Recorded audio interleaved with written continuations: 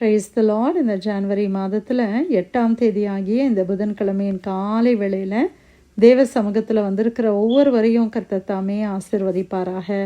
இந்த நாளிலும் நம்ம தியானிக்கிற கர்த்தருடைய வார்த்தை நம்முடைய பரிசுத்த வேதாகமத்தில் பிலிப்பியருக்கு எழுதின நிருபம் 2ஆம் அதிகாரம் 14, 15, 16 வசனங்கள். The book of Philippians chapter 2 verses 14 to 16. நான் வீணாக ஓடினதும் வீணாக பிரயாசப்பட்டதும் இல்லை என்கிற மகிழ்ச்சி கிறிஸ்துவின் நாளில் எனக்கு உண்டாயிருப்பதற்கு ஜீவ வசனத்தை பிடித்து கொண்டு உலகத்திலே சுடர்களைப் போல பிரகாசிக்கிற நீங்கள் கோணலும் மாறுபாடுமான சந்ததியின் நடுவிலே குற்றமற்றவர்களும் கபடற்றவர்களும் தேவனுடைய மாசற்ற பிள்ளைகளுமாயிருக்கும்படிக்கு எல்லாவற்றையும் முறுமுறுப்பில்லாமலும் தர்க்கிப்பில்லாமலும் செய்யுங்கள். அல்லேலூயா. கொஞ்சம் பெரிய வசனமாக இருந்தாலும் இதனுடைய அர்த்தத்தை இந்த காலை வேளையிலே புரிந்து கொள்ள தேவன் நமக்கு உதவி செய்வாராக. அப்போஸ்தலனாகிய பவுல் பிலிப்பி என்கிற பட்டணத்தில் இருக்கிற விசுவாசிகளுக்கு அவர் உற்சாகப்படுத்தி அவர் எழுதுகிறார், நான் வீணாக ஓடினதும் வீணாக பிரயாசப்பட்டதும் இல்லை என்கிற மகிழ்ச்சி கிறிஸ்துவின் நாளில் எனக்கு உண்டாயிருப்பதற்கு. அப்போ அப்போஸ்தலனாகிய பவுல் இவர்களுக்காக அதிகமாய் பிரயாசப்பட்டவர். அவருடைய ஆத்துமாக்களை குறித்து அவர்களுக்கு தேவனுடைய வார்த்தைகளை பிரசங்கித்து அவர்களுக்கு முன்மாதிரியான ஒரு ஜீவியம் பண்ணி அவர்களோடு கூட சுவிசேஷத்தை பிரசங்கித்து சுவிசேஷத்தில் வாழ்வதற்கு அவர்களுக்கு வழிகாட்டினவர். அவர் சொல்லுகிறார், கிறிஸ்துவின் நாளில் நான் வீணாய் பிரயாசப்படவில்லை என்று என்னுடைய சந்தோஷத்தை நீங்கள் நிறைவேற்ற வேண்டும். அப்போனா நீங்கள் எப்படி வாழணும், ஒரு சாட்சியாக நீங்கள் இருக்கணும் அப்படின்னு அவர் சொல்லுகிறார்.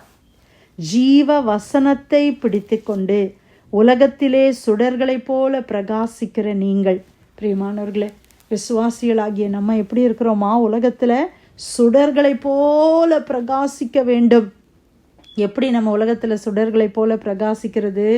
ஜீவ வசனமாகிய தேவ வசனத்தை நாம் பிடித்து கொள்ள வேண்டும். Holding on to the light of the world, light of life. Life இந்த புக்கில், இந்த பைபிளில் நமக்கு இருக்கிற ஒவ்வொரு வசனங்களும் ஜீவனை தருகிற வசனங்கள், ஜீவனை தருகிற வார்த்தைகள். ஆமேன்.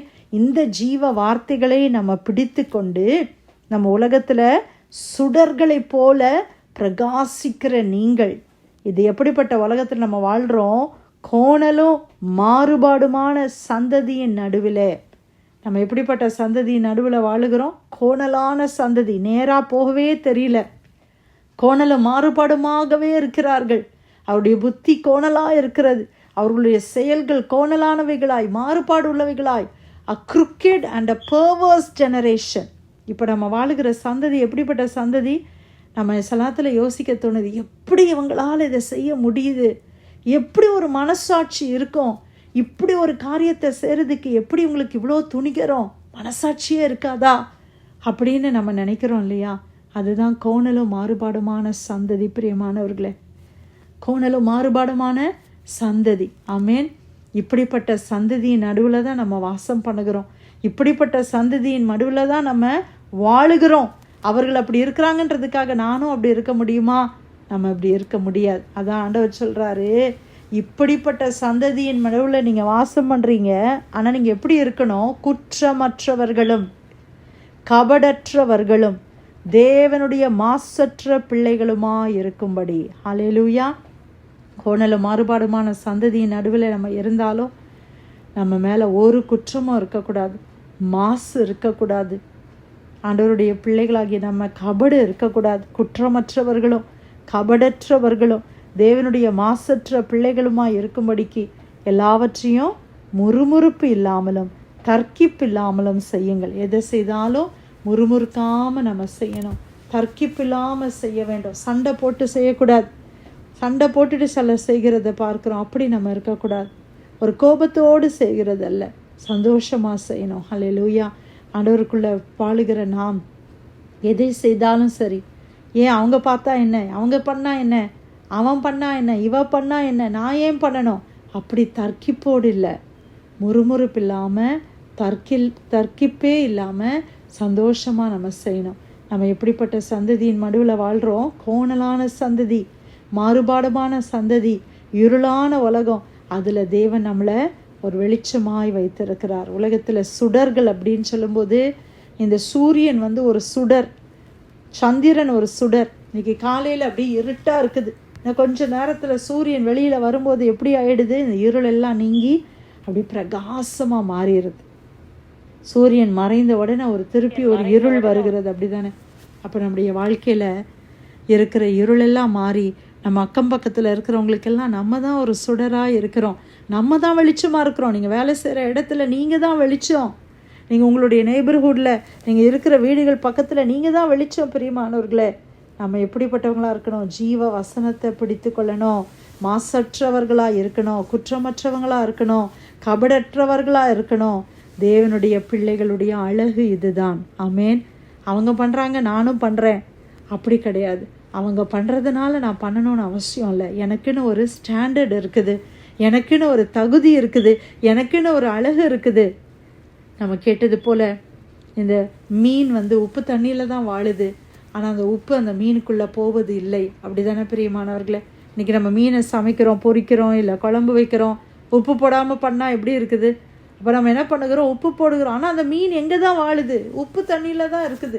அந்த உப்பு தண்ணியில் வாழுகிற அந்த மீனுக்குள்ளே அந்த உப்பு போகலையே.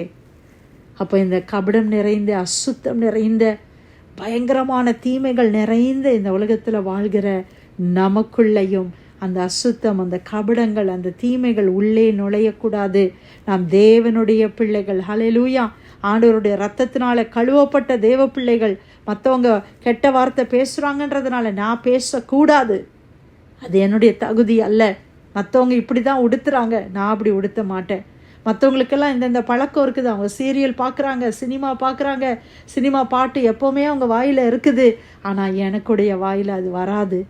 ஏனென்றால் நான் தேவனுடைய பிள்ளை. கர்த்தருடைய பிள்ளைகளாகிய நமக்கும் மற்றவங்களுக்கும் ஒரு வித்தியாசம் உண்டு. இருளுக்கும் வெளிச்சத்துக்கும் பெரிய வித்தியாசம் உண்டு. வெளிச்சம் வந்த உடனே இருள் விலகி போயிடுது. அந்த மாதிரி வெளிச்சத்தின் பிள்ளைகளாய் நாம் நடக்க, முறுமுறுப்பில்லாமல், தர்க்கிப்பில்லாமல், ஆண்டவருடைய பிள்ளைகளாய் நம்ம எப்படி நடக்கணுமா? ஜீவ வசனத்தை பிடித்து கொண்டு உலகத்திலே சுடர்களைப் போல பிரகாசிக்கிற நீங்கள் கோணலும் மாறுபாடுமான சந்ததியின் நடுவில் குற்றமற்றவர்களும் கபடற்றவர்களும் தேவனுடைய மாசற்ற பிள்ளைகளுமாய் இருக்க வேண்டும். ஹல்லேலூயா. ஆண்டவருடைய பிள்ளைகளாக இருக்கணும். மாசு இருக்கக்கூடாது. நம்மளை பார்த்து ஒருத்தர் குற்றம் சொல்லக்கூடாது, இவங்க இப்படி இருக்கிறாங்கன்னு குற்றப்படுத்துகிற அந்த மாதிரி நம்ம வாழக்கூடாது. நம்முடைய வார்த்தை, நம்முடைய செயல்கள், நம்முடைய எண்ணங்கள் எல்லாவற்றிலையும் தேவனுடைய பரிசுத்தம் காணப்பட வேண்டும். நம்ம வாழ்கிற இந்த நாட்கள் கொடிதான நாட்கள் தான். அசுத்தம் நிறைந்த மனிதர்கள் மத்தியில் தான் வாழுகிறோம். ஏசாயா சொல்கிற, நான் அசுத்த உதடுகளுள்ள மனுஷ மத்தியில் வாழ்கிறேன் ஆண்டவரே, எனக்கு அசுத்த உதடு. உடனேயே ஆண்டவர் இந்த இடத்துல பரிசுத்தத்தை கொடுக்குறார். நீங்கள் எப்படிப்பட்ட பீப்புள் மத்தியில், எவ்வளோ பெரிய ரூம்மேட்ஸ், உங்களுக்கு மோசமான ரூம்மேட்ஸ் இருந்தாலும், நெய்பர்ஸ், ஃப்ரெண்ட்ஸு, அப்படிப்பட்டவங்க இருந்தாலும் கர்த்தர் நம்மிடத்தில் ஒரு எதிர்பார்ப்பை வைத்திருக்கிறார். உலகம் நம்மை கொண்டு ஒரு எதிர்பார்ப்பு. கிறிஸ்டியன் அப்படின்னா அவங்க இப்படி தான் நடந்து கொள்ளணும்னு உலகம் எதிர்பார்க்குது. ஏன்னா கிறிஸ்துவ அப்படித்தான் வாழ்ந்தார். கிறிஸ்துவை பின்பற்றுகிற நாமும் அப்படியாக சுடர்களைப் போல இந்த உலகத்தில் வாழ ஆண்டவர் உதவி செய்வாராக. பிலிப்பியர் 2:14 வரைக்கும், நான் வீணாக ஓடினதும் வீணாக பிரயாசப்பட்டதும் இல்லை என்கிற மகிழ்ச்சி கிறிஸ்துவின் நாளில் எனக்கு உண்டாயிருப்பதற்கு ஜீவ வசனத்தை பிடித்து கொண்டு உலகிலே சுடர்களைப் போல பிரகாசிக்கிற நீங்கள் கோணலும் மாறுபாடுமான சந்ததியின் நடுவிலே குற்றமற்றவர்களும் கபடற்றவர்களும் தேவனுடைய மாசற்ற பிள்ளைகளுமாய் இருக்கும்படி எல்லாவற்றையும் முறுமுறுப்பில்லாமலும் தர்க்கிப்பில்லாமலும் செய்யுங்கள். கர்த்தர் கொடுத்த நல்ல வார்த்தைக்காய் தேவனுக்கு நன்றி செலுத்தி யாராவது நம்ம ஜெபிக்கலாமா?